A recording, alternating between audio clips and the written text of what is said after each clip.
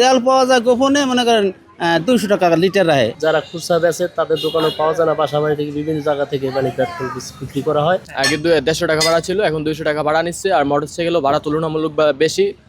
মোটরসাইকেলের ড্রাইভারদের সাথে যদি বলি যে ভাড়া বেশি নিচ্ছেন কেন, ওনারা বলতেছে 200-250 টাকা দিয়ে আমরা অকটেল ডিজেল কিনি, এই জন্য আমরা ভাড়া বেশি নিচ্ছি। আমরা সাধারণ জনগণ আগে বাড়ি দিয়ে 40 টাকা ভাড়া চড়াইছি। এখন এই পেট্রোলের সংকটের কারণে আমরা এখন 80 টাকা ভাড়া দিই, তাও গাড়ি পাইতে আসি না। পেট্রোল নেই, গাড়ি চলে না। এমন একটা অবস্থা হয়েছে, তেলের জন্য 2 গুণ 3 গুণ এরকমের ভাড়া নিতেছে। তেলের সংকটের কারণে, তেলের দাম বৃদ্ধি হওয়ার কারণে এখন গাড়ি ভাড়া নিতেছে 200 টাকা। গাড়িওয়ালারাও এখন বর্তমানে অসহায় অবস্থা, তারাও পেট্রোলের পাচ্ছে না, দোকানে দোকানে ঘুরছে কিন্তু পেট্রোল পাচ্ছে না। 150 টাকার ভাড়া 200 টাকা 50 টাকা বেশি নিতেছে, এটা আমাকে ভোগান্তি না। 200 টাকা করেও তেল পাওয়া যায় না। তেল বেচা কিনা গোপনে, কিন্তু হসাতে আমাকে মতন মাইসেরে তেল দেয় না। কিন্তু তেল পাওয়া যায় গোপনে, মনে করেন 200 টাকা লিটার রাখে। এখন এই গতিকে আমাকে প্যাসেঞ্জারের কাছে ভাড়াও রাখা লাগে বেশি, কিন্তু প্যাসেঞ্জারের লাগে কথা বাড়াবাড়ি করা লাগে।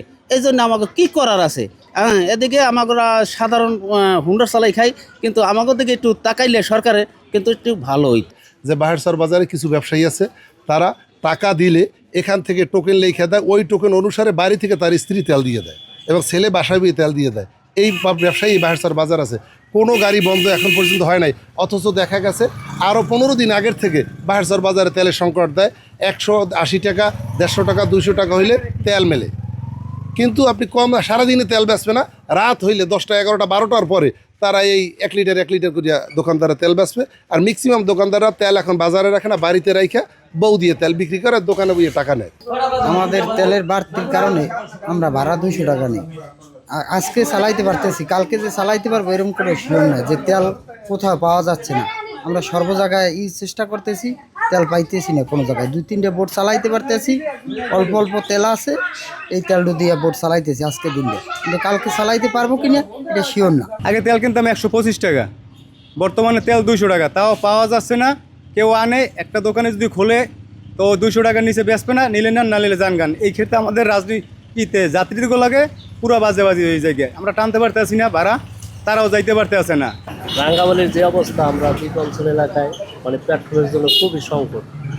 পেট্রোল পাওয়া যায় না, যাও পাওয়া যায় 200 টাকা, 200 অকটেল পাওয়া যায় 200 টাকা লিটার। এবং যারা খুচরা বেচে তাদের দোকানে পাওয়া যায় না, বাসাবাড়ি থেকে বিভিন্ন জায়গা থেকে মানে পেট্রোল বিক্রি করা হয়। আমরা খুবই দুর্ভোগের মধ্যে আছি।